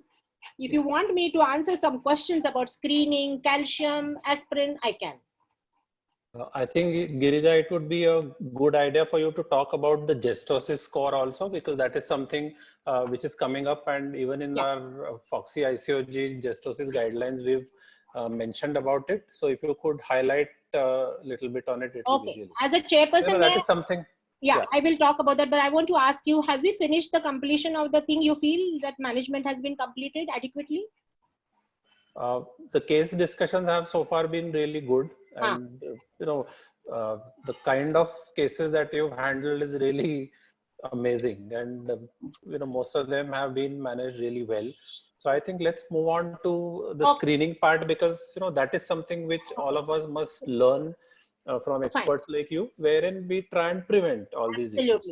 So that is one. And Parag, I will just take with your permission, because I remember some of our POJS colleagues mentioned that we also want to know a little about press. So 2-3 slides about press before I move on to screening. Okay, is that okay? Okay. So we all know about eclampsia, and eclampsia usually we think can occur antepartum. It can be intrapartum and postpartum. And we have to also remember that even women less than 20 weeks, we have had a few patients which we have dealt with eclampsia before 20 weeks of gestation. And there have been various complications seen apart from seizures like infarct, cerebral edema, press, and blindness. And this is one entity which actually the anesthesiologist diagnosed, which is called as the posterior reversible encephalopathy syndrome. And what was found in this syndrome was that there was a relatively symmetrical edema of white cerebral tissue in the parieto-occipital regions of the both cerebral hemispheres. And the differential diagnosis for this is the CVT, wherein there will be headache and seizures, focal neurological deficits, hemiparesis or monoparesis, papilledema, stupor, coma, evidence of venous thrombosis elsewhere, and infrequently hypertensive and postpartum period. The postulations are there is a vasogenic cerebral edema, ischemia of the brain tissue, and posterior circulation for some reason unknown is more susceptible because there's probably a less sympathetic innervation of the vertebrovascular vasculature to protect the parenchyma from rapid increases in the arterial blood pressure. So headache, nausea, vomiting, confusion, behavioral changes, change of consciousness, visual disturbances, epileptic manifestations, mental function deteriorations are seen with this PRESS syndrome. So that finishes my PRESS syndrome. Now, as promised, we move on to one more thing that we have to remember is complications can also occur due to drugs, antihypertensive use. Sudden maternal hypotension, if you give sublingual depin, can not only kill the mother and the baby, but there can be abruption. Fluid overload and beta mimetics are absolute no-nos in pulmonary edema. Please, they cause it. Diuretics can cause pancreatitis, especially in patients with ARF. So be very careful only to be used in pulmonary edema. And sublingual nifedipine can lead to myocardial infarction, and hence it should not be used. So now coming to prediction, as Parag has requested, is it reliable and does it help? It before the symptoms appear has limited benefits as neither its development nor its progression can be prevented. No cure exists except for delivery. Accurate identification of women at risk may improve the likelihood of timely diagnosis, and early diagnosis may improve maternal and perinatal outcome by ensuring appropriate management. And high-risk women, and this is where the Justosis score places itself, may benefit from the initiation of low-dose aspirin therapy starting at the end of the first trimester, and probably dietary modulations and calcium supplementations. Now, we all know that universal routine blood pressure measurement is one single thing that we identify, and the US Preventive Service Task Force is agreeing to it that it is extremely important that you measure the blood pressure correctly. Many times when we have such patients being referred, we sometimes feel that maybe the patient's blood pressure may not have been checked correctly, and it can be readily and accurately measured, and treatment of preeclampsia can reduce the maternal perinatal morbidity, and screening for and treating preeclampsia is not harmful. Now the question comes, who is at risk? The high risk factors that include, as per the NICE UK guidelines, is history of hypertensive disorders, chronic kidney disease, SLE, APLA, type 1 or type 2 diabetes, and chronic hypertension. Moderate risk factors are first pregnancy, age 40 years or older, pregnancy interval of more than 10 years, body mass index, family history of preeclampsia, and multifetal pregnancies. But remember, this is for their Caucasian population. While in the Asian and the Hispanic women like us, we have a lower risk of preeclampsia than white women and a much lower risk than Black women. But we have a higher incidence of complications, especially like the HELP syndrome. So nulliparity, preeclampsia and previous pregnancy, age more than 40 or less than 18, family history of preeclampsia, chronic hypertension, renal disease or disorders, vascular diseases, diabetes, multifetal gestation, obesity, Black race, hydrops fetalis, women who herself has been a gestational age, FGR, abruption of fetal demise in a previous pregnancy, prolonged interpregnancy interval in the previous, like she's now pregnant after 7 years, be on guard. IVF pregnancies, obstructive sleep apneas, elevated blood lead levels. Now these are something which we don't diagnose, and post-traumatic or stress disorders or any kind of depression have been associated with justosis. So the historical risk factors only predict approximately 30% of women who will develop preeclampsia is the current belief in most of these times, because use of laboratory and imaging tests in combination with historic risk factors have found to eliminate and increase the possibility of risk assessments. And this probably is because we are trying to screen all patients, and therefore we find such kind of reading. Now, uterine artery Doppler velocimetry, which was much postulated at one point, it's found that as the impedance to flow in the uterine artery normally decreases as pregnancy progresses, increased impedance of gestational age is an early radiographic feature of preeclampsia and likely reflects high downstream resistance to defective differentiation of trophoblast, which leads to defective invasion of spiral arterioles. But unfortunately, if it is absent, that doesn't mean that preeclampsia will not occur. And we have to be aware of two types of uterine artery Doppler waveform analysis: presence or absence of diastolic notching of the uterine arcuate vessels, and flow waveform ratios like the high pulsatility index or the SD ratios. And these can help us in prediction to a certain extent. Now, what has happened recently, there has been this pre-study which has been much adopted, and especially by our fetal medicine friends, and even we feel that it has some substance to it, because when you put the entire conglomerate of screening the maternal factors and the Dopplers and the biomarkers, then the possibility of detection are much higher. And this has been something that we have been talking about. And we feel that then we can target this particular screening in the first trimester. The problem is, are we ready to do this in our country? When we look at this kind of patients and the ones who are going to be largely affected by this disease, where the resources like ours are limited, routine screening for preterm preeclampsia by maternal factors and mean arterial pressure in all pregnancies would be a simple thing. Reserving measurements of PLGF, UTPI for a subgroup of population and selected on the basis of the risk derived from screening by maternal factors and MAP can be considered. And this is also what the Australian Government Department Health Guideline talks about when we speak about cost effectiveness and efficacy in screening. So let's make it simple. And when we try to simplify and make screening more cost effective, we invariably must compromise on accepting increased false positive rates to an extent. And most of the situations such as GDM, preterm labor, we are accepting it in any ways. So while simplifying screening, we must decide on the potential harm done due to increased false positive rates, and the harm caused by increased false positive screening in preeclampsia is negligible because the added actions are totally harmless. So with a lot of deliberation and with the support of the ICOG, the Justosis and the FOXI decided to come up with this particular Justosis score, considering the United States Preventive Task Force, the ACOG criteria, the NICE and the Australian government guidelines. And is specifically meant for very early identification of cases who need to be put on a presently available prophylactic measure. And Justosis score mainly is dependent on the detailed clinical history as well as primary clinical assessment, which makes it easy to use. So what is this Justosis score?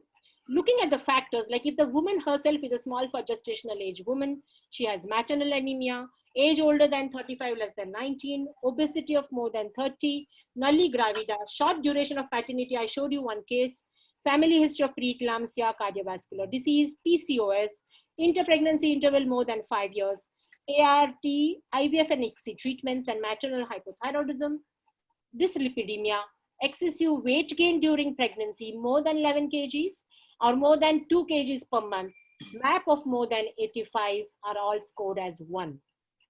GDM, obesity more than 40, multiple pregnancy, HDP during previous pregnancy are scored as 2.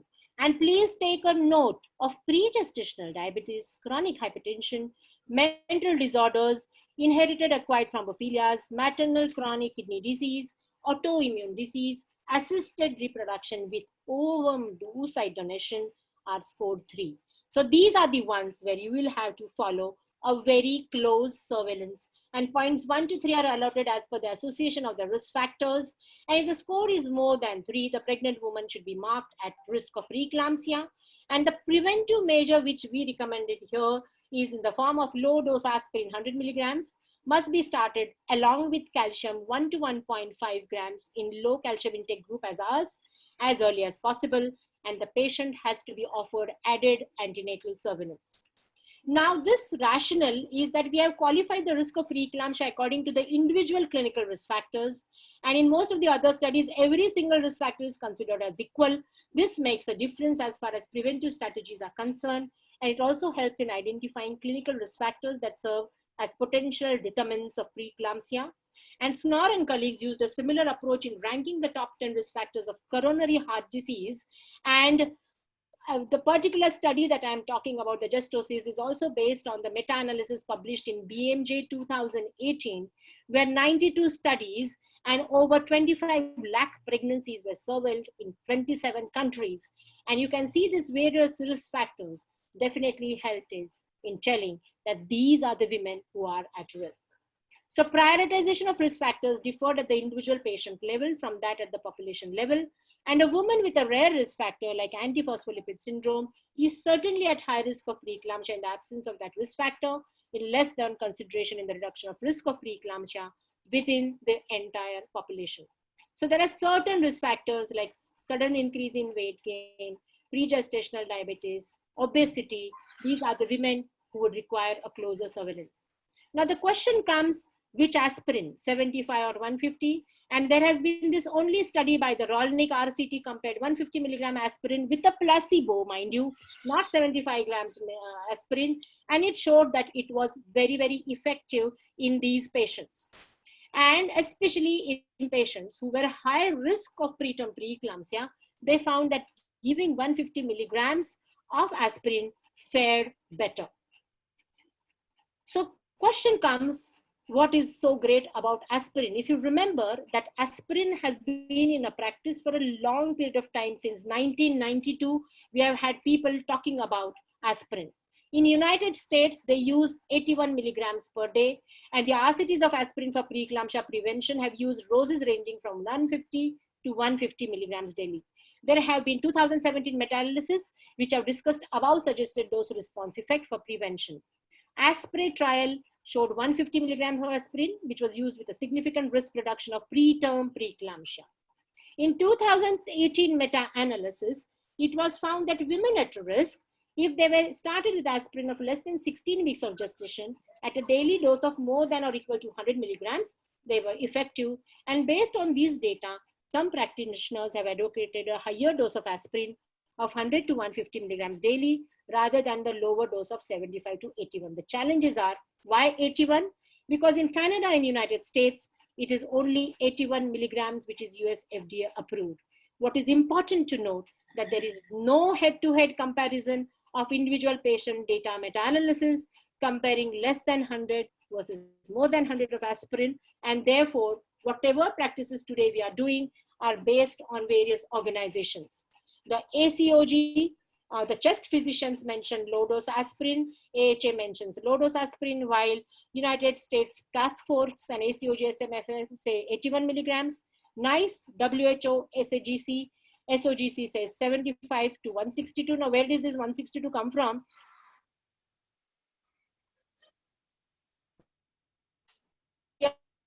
Instead of giving 150, you give 162. So what is important is initiate the low-dose aspirin for preeclampsia prevention at 12 weeks of gestation and ideally prior to 16 weeks. Adverse effects from earlier initiation have not been consistently documented.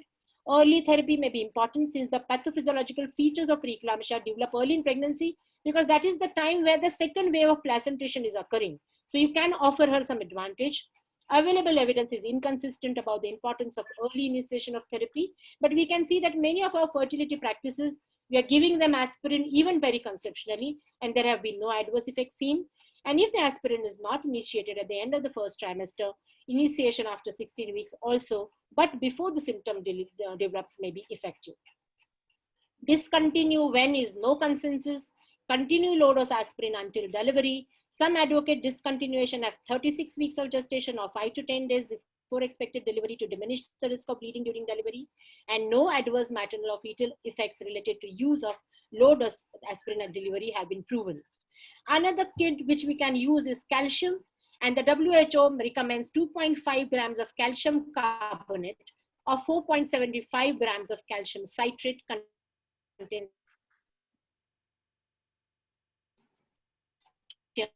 given, and as a result of 200,018 systematic review of 27 RCTs on 18,000 women, especially in the geographic areas where calcium was found to be deficient. And what was also seen that there was a halving of the risk of preeclampsia and other hypertensive disorders of pregnancy. It was found to be greatest for women with low baseline calcium intake, and preterm birth also was found to be reduced. So take home messages is look for complications always when you have a patient, do risk assessment, continued surveillance and interventions must be offered through comprehensive critical care and basic antenatal care, and avoid iatrogenic abnormalities. Always be on guard with your checklisting, because any patient who is even sitting in front of you would throw a convulsion, and solicit your cases at the WWFoxy NER thing. And we also have a website of the Justosis India chapter where we keep on updating informations. So thank you very much for having me here, and this concludes my presentation, and I love to teach, and I thank you all for giving me this opportunity. Thank you, ma'am. Quite a comprehensive coverage of this vast topic as well. As always, we know that we have lots of questions on this, but we got to hear from you few newer terminologies like gestosis, which is the newer terminology which is coming up, importance of SIRS, that is systemic inflammatory response syndrome, use of glycated fibronectin strips, that was a new concept, new thing about CHIPS trial and tight control of hypertension, which was done by you, that highlighted the importance of tight control. One important question from my side before I begin with the other questions is, madam, now we are in the COVID scenario and we are advising and decreasing the number of visits. So what do you feel regarding the use of telemedicine in diagnosis and prevention of preeclampsia, and how we deal with this situation? Yeah, Nilesh, telemedicine in the form of accessing the patient, asking her to access her own blood pressure monitoring at home, then looking for these early warning signs, the 6 signs that we have been talking about, and maybe doing proteinuria even at home can be accomplished. You know, you can ask them and you can keep on speaking to them on the phone. Now, this is very easy for us to say in the city of Pune, where we have, and many of my patients are on video consultation with me. But unfortunately, it's not something which can be reached out to so many patients who actually need this kind of care. But then we can have our government facilities, public health facilities, even small practitioners, even the general practitioners being a little wary and speaking to these patients, and they can do their BPM. Today, we do have those digital machines, at least for screening, easy, you know, just putting on your fingers and finding out they should be of help. Yes, ma'am. Next question was that you had a comprehensive case coverage also. So one of your cases was hypertension along with IVF pregnancy. Yeah. So your experience with that, any predisposition with FET or any other factors while doing IVF, we have more predisposition for preeclampsia? I didn't get you. Ma'am, any specific predisposing factor while we are doing IVF? No, that and now, unfortunately, no, we do not know the answer. Again, this can be an abnormality in the immunological tolerance. That is what we find as a theory that is there. And many times they may always, these patients who are going for oocyte donation have a background problem. They always have some insulin resistance. They have a chronic hypertensive. They are older in age.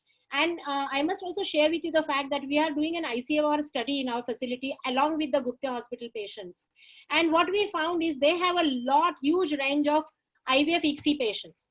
And they have a larger incidence of early onset preeclampsia compared to our patients, because actually you will not believe that patients who are enrolled in this study are the ones from 12 weeks of gestation. When you give them a structured, time-bound antenatal care, actually the incidence of preeclampsia is found to reduce. Now that is really something, because we have a large amount of preeclampsia coming to us referred from outside, but our own patients had a very low incidence. Right, ma'am. So I will just it's take very promising, you know, we must look into this very seriously. Sure, ma'am. So I'll take up the other questions. Your first case, you had given magnesium sulfate for that patient. Yeah. So the question was that why was it given? Whether for to prevent preeclampsia, severe preeclampsia, or for neuroprotection? Both, to prevent eclampsia as well as neuroprotection, because HDP gestosis ICOG group says 150/100 proteinuric hypertension is severe hypertension. Okay. And any regards to gestational age, any difference when you give it for neuroprotection and for prevention of preeclampsia? You must be remembering that Mom Datta's case that I mentioned, that if you give them good neuroprotection, the babies come out crying. Right. But then the gestational is very low. Many times the babies may not fare. But then from 24 weeks to 32 weeks, definitely we can give. I have sometimes even extended giving them till 36 weeks for this particular reason. Secondly, especially with you all, Nilesh, when you're doing a lot of IVF patients, where most of them are presenting, you can use magnesium sulfate as a tocolytic as well as a neuroprotection very effectively. Yes, So ma'am. that, you know, will give them some opportunity of better outcomes. Right, ma'am. So you talked about the spot test and using albumin to creatinine ratio. Yeah. So can you highlight about it? That was a question. Yes. And the cost of that test. As I told, it will cost you about 600 to 700 rupees. It's a simple test wherein you just have to write it on the paper, that protein creatinine ratio. So they just take the blood sample and then they do it and they give us the record. More than 30 is taken as abnormal. So these are those your high risk mothers, as you mentioned, whom we should be doing this. Maybe you can even consider doing them in the early trimester itself, so that you know probably she is heading towards proteinuria. And long time I have been studying about some very important aspect which I want to believe, and I've spoken to many international workers and they've agreed that if you know that there is a protein loss from the beginning, if you give them high protein supplements, maybe that would help to at least, you know, sort of make this disease less severe and delayed in onset. You cannot prevent it entirely, but at least there will be some respite. Because long time back in the 19th century, there was one guy who used to feed women 54 eggs every day in Greece. Just imagine, to, you know, reduce this edema. So that's too much of an excess, but then of course, no, but the rule always, Nilesh, is 1 gram per kg body weight of protein consumption has to be there for every antenatal mother. I think we need to highlight this, ma'am, because our diet doesn't give that much. Yeah. We have to, yeah. So how to decide upon the timing of delivery in severe preeclampsia? I think you have told it, but any take-home messages, like any points to remember? See, it's a very precarious decision, as I told you. It depends on the baby's condition, and it also depends on what kind of a center you have. Now, you must have seen, I showed you one eclampsia patient in one of my students' place. Now, these places, they are working in a Mufassil place where they don't have any access to NICU. While if I would be in Bharti or in Cloud9, I would deliver at 27 weeks also by a C-section, because I'm assured that the babies will do well to the tune of 60 to 70%. While that same thing would not be happening everywhere. So NICU, your fetal outcome, are you really going to make the mother morbid for that? Has to be understood. How much time of delivery she is going to take, how much it is going to affect her condition, and what are her hematological and other systemic involvements would decide and help you to make a decision. Right, ma'am. Any guidelines for this? That was another question. Any scoring system? You had always shown us the Gestosis scoring system, but any guidelines for taking delivery decision? Yeah. Now, first and foremost, always do the oximetry. Any patient who comes to you, always do their pulse oximetry. If the oxygen saturation is low, and this is the PIERS study which he has spoken about, PIERS, that's how it's spelled, wherein you can do risk assessment, and he's also done the hematological study. So if the LDH is abnormal, then these are the patients who are not going to do very well. So pulse oximetry can be helped. You can also do the SFLET PLGF, as I mentioned to you. There's a small study, more than 85, Glyphline, more than 500. These are the patients who are not going to do well. So you have to be a little careful with them. Wonderful, madam. I'm able to get some new things. Again, this PIERS study is a new thing, and SpO2 measurement is again a new thing. Role of color Doppler, you have told, ma'am. But any place where color Doppler is not available, what parameter can be used for fetal assessment, and how we can take a decision of delivery? That was the another question. Unfortunately, none of the, even for that matter, color Doppler, then your sonography doesn't help in really, telling this will work and that will work. But then you can look at the fetal growth parameters on a regular basis by doing a fundal examination in centimeters. Do it in centimeters every time. And then if you find that there is a growth restriction, then you may consider doing something. Look at her other parameters. If the patient is showing growth restriction, you must be remembering one of the patients, she did not have hypertension. Now we don't know whether she may be, then you can take a recourse by doing a 24-hour proteinuria if you don't have access to protein creatinine ratio. Look at her laboratories, do a simple CBC, platelets will tell you, leukocytosis will tell you what is to be done. And NST can be used from around like 28 weeks onwards, you can use NST just to tell you the recording of the heart, how it is.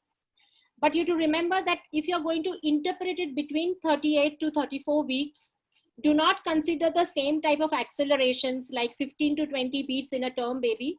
Here, even 10 beats would be acceptable. Variability within 5 would be acceptable. So you, at least it will give you an assurance of a documentary fetal heart. And I know many of us think that NST is something that should not be a part of our obstetric practice. I think it has to be, because it's going to help us, especially when we do not have an access to sonography and so many other things. And plus for documentation, you can take printouts, you can put it on a paper and then show the patient why things are happening the way they are happening. Okay. Thank you, ma'am. You talked about glycated fibronectin levels. So what are the significant levels and cost for this test again? 250 to 500. The cost of the test is something like we are trying to tell them to put it down to as low as 500 to 700 for our conditions. It would cost them actually about 1100 rupees. And that particular machine which I showed you in the picture, that will cost you something. So that you'll have to invest in. It's not very expensive, maybe some 15 to 20,000 rupees. And the strips are a recurring cost. Okay. But then they do have a promise to an extent, because we have a very high insulin resistance in our country. And if you see that all our pre-diabetics and diabetics eventually land up in hypertension, maybe gestational, may not be preeclampsia, but they are at risk. Can a good peripheral blood smear predict severe preeclampsia? That is what the question is. Absolutely, but you require a good pathologist to read it for you. Pathologists work like bank people. They are not available 24/7. So LDH then helps. But LDH levels I have been given to understand that in some parts of our country, they come only after 24 to 48 hours. I'm surprised. Why? Because we in Bharti and even in all other setups, we have put it as a critical test, so that we should be having an access within 3 to 4 hours. Right. Regarding doses of magnesium sulfate for neuroprotection, how are the doses like, and any difference from use in preeclampsia? Yeah. Now, dosages, now it evolved over a period of time, Nilesh, I must tell you, because I've been using this particular intervention for the past 14 years now. When we started giving 4 grams IV, and then I used to give 2 grams after about 4 hours, and then continue with nifedipine as tocolysis. And then I used to say that that would be enough for neuroprotection. And there were studies which were talking about this at that point in time. But now if you look at the RCOG guideline, and I feel that is better and that is more useful, is giving the 4 gram IV loading if you want to give it. And it's very easy to give. Don't sit by the syringe. Put it in the 100 ml NS and give it over a period of 10 to 15 minutes. And then continue 1 gram per hour, 24 hours in a drip as you give for the Juspans regimen. Okay. And that would help you in giving better results, is what is an observation. Okay. The same dose for prevention of eclampsia. Question allied to this would be any your line of management for early onset preeclampsia, like between 24 to 29 weeks. I know it's a question which is difficult to answer. I can immediately tell you the answer, because right now that 27-weeker today has delivered, with a lot of headache to me in the early morning. So this patient was admitted at 24 weeks of gestation, once for gestational hypertension. That time her proteinuria was negative. And later on, she again presented after 15 days. By that time, we had given her nutritional correction. She also was hypothyroid. She had OGCT abnormal. Metformin was started, nutritional corrections, everything started. COVID set in, so she did not turn up for follow-up. She came in an emergency, and that time she was about 26 weeks pregnant, and she was having severe hypertension. And then antenatal steroids and everything was given, magnesium sulfate 24 hours. All was given to her. Her Dopplers were not at all promising. And now her proteinuria had become 3+. Her labs were okay with the LDH touching now 600 for the first time. That was about 2 to 3 days back. And I said, let's do her 2D echo. So we did a 2D echo, and we found that she had mild pulmonary hypertension. The patient's relatives were constantly insisting we want to take her home, because beach wave BP used to come 140/90. It came 160, 100, 180, 120 twice. I said, nothing doing, we stabilize her.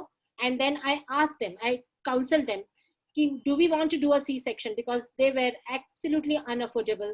So we decided to induce her with a misoprostol and Foley's mechanical dilatation. And this was started yesterday, and today morning she delivered.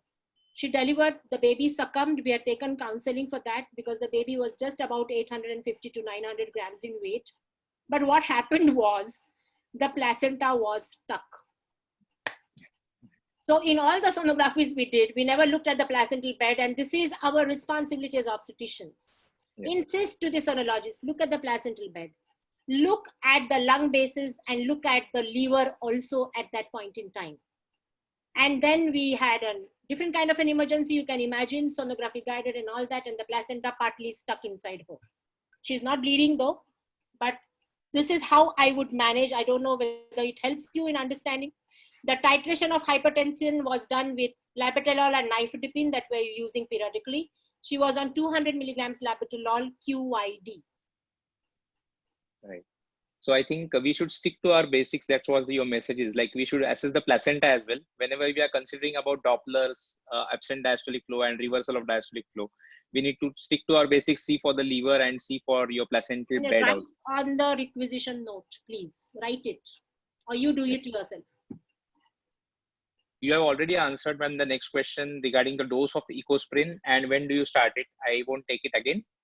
When do you diagnose preeclampsia on dipstick? Huh? When do you diagnose? When do you say?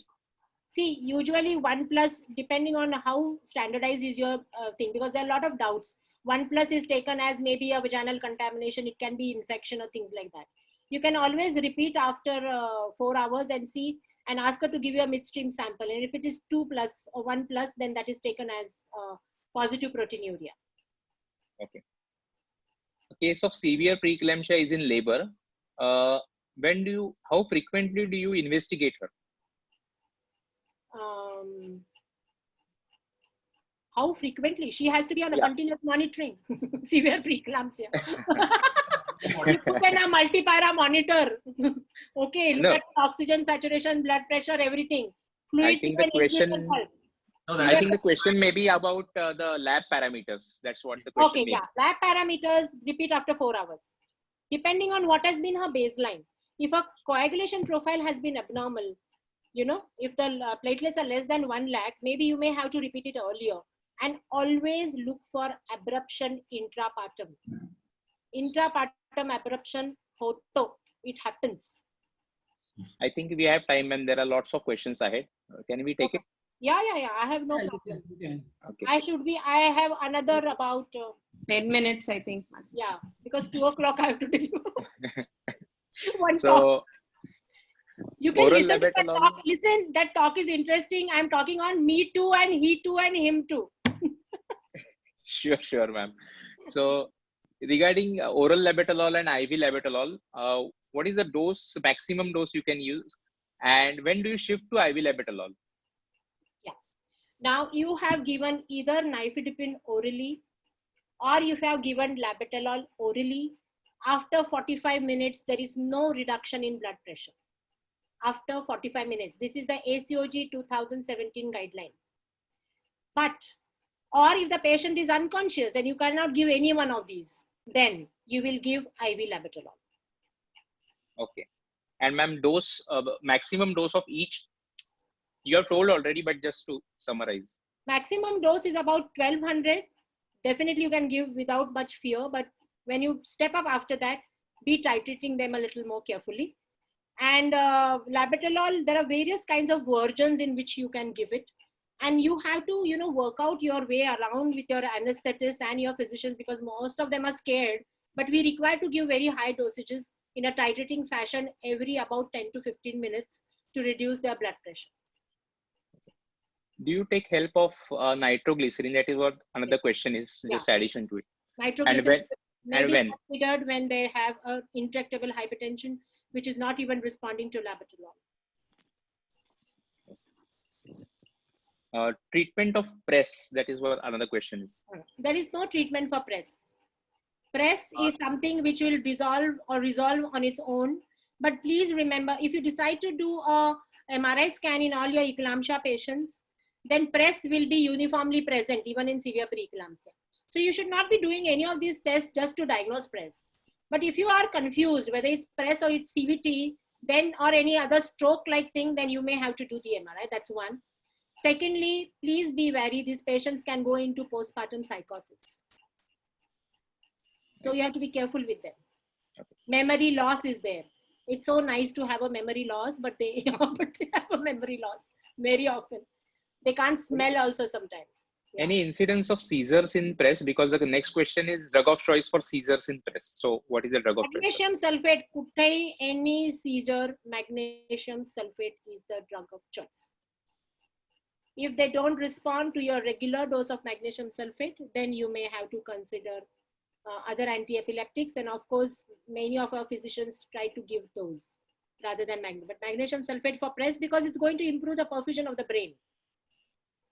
There are 2 or 3 separate questions. One question about sildenafil, one question about arginine, L-arginine, and one question about LMWH. So I will ask you as a one single question that a role of all these agents other than ecosprin in prevention of severe preeclampsia. See, whatever studies that have been found, they have been given of a benefit of not more than 20 to 30% in all these situations. Usually once the growth restriction has set in, sildenafil, LMWH, or what was the third one? L-arginine, sildenafil. Actually, they don't work. They have been found to be better if preemptively there's a problem. So for example, you find that there is an SGA baby with no color Doppler abnormalities, you may consider giving L-arginine, and sildenafil has not shown any results, but L-arginine, yes, in those patients. You can also improvise on diet and things like that. Now, LMWH definitely has an effect in those patients who have thrombophilia, APLA, such kind of abnormalities underlying, SLE, wherein you think that LMWH is indicated. But I have found that most of my SLE patients have not been able to tolerate LMWH, and I've shifted them. I've been titrating with prednisolone and things like that with them. Now, LMWH has been shown to prevent placental apoptosis, but it has not been used as a primary drug to prevent preeclampsia in these patients. Plasmapheresis is something, Nilesh, because newer therapies we are talking of, is something that we may consider in times to come for help and things like that. But then very few, only about 60 studies have been studied with good effects. Low-dose aspirin has also been used in other cases like IUGR. So your word regarding that, any? Yeah, again, if you can use it preemptively, like beforehand, when you are now seeing many of our high-risk ultrasound, like fetal medicine specialists, are able to give us prediction, and even we can do it based on the patient's history. Between 12 to 16 weeks, if you identify that, yes, then that's a good time to start on ecosprin. That should help. Now, ecosprin can again predispose patients to threatened abortion sometimes, or maybe subchorionic hemorrhage, if it is given in the first trimester, I guess. So, but that was the question, that any risk associated with use of low-dose aspirin and threatened abortion. Yeah, it's something similar to what we have been talking in the context of anesthesia also. But if the patient is already bleeding, then usually it's a good practice to hold ecosprin for a while, because it may probably cause some sort of a change, but that wouldn't cause a threatened abortion. And this confusion continues to exist, Nilesh, because long time back when we used to use this aspirin, we started not using it at some time because there was an increased incidence of abruption found to be associated. So this was a study which was done some in 2007-8 around. But now we are talking about it once again, that it probably helps. So this is something that we will have to balance and make a call. Okay. Ma'am, any double markers can, first trimester screening can tell you about preeclampsia, your views regarding that? Yeah, uterine artery pulsatility index, I would use 2.2 as a cutoff for, that's what we are looking at our studies. If at all, that would be easy to do, because the problem with the beta HCG and the PAPA is the shelf value is very short, and therefore if they are not processed immediately, maybe the findings may not be reliable. And PAPA of less than 0.3 is said to be a marker, but many studies have not shown such an association. So therefore, Uh, our Gestosis score is the best thing to do. I guess so, madam. Sure. I think So we'll have to stop the questions if you don't mind, because it's already 1:55 and I think Madam has a talk at 2 p.m. Girija, I think it was an excellent presentation, and I think very exhaustive. For the first time, I think we all have been listening to Yeah. more than 260 Listening slides. to me. Listening More to than me. 1.5 hours. 266 slides was I think you have more information to give us, and I think I can see the speed with which we are going about, because had we allowed you, it could have just been a 3-hour session also. Definitely. I would love to tell you everything that I know. I don't mind. So thank you very much. I think all of us have benefited. A lot of new things have come up, and you told us a lot of new things. I thank you. At the same time, I thank Parag Biniwale, ICOG, for giving us those credit points. Nilesh, for conducting the question and answers very effectively. Thank you. And Parag, I think he has to say something. Just one comment, Girija, your presentation was excellent as usual, but we end with the note that we give you 2 tasks. One is one of your students can take up Gestosis score as a thesis. Already started. Maybe another one, aspirin 150 versus 75. So we can have our own data, which will have our own guidelines. Thank There you. are many people who have asked me questions privately, and sorry, I couldn't answer you because Nilesh was not allowing me to take a breath also in the middle. Thank you so much, Girija Madam. Thank you. This Thank you so much. present Thank you, on ma'am. Thank you. Thank you. there. You said something? Yeah, I said it will be available on the POJS website. Okay. Thank you so much. Thanks. Okay. Thank you so much, Madam. Bye. Bye-bye.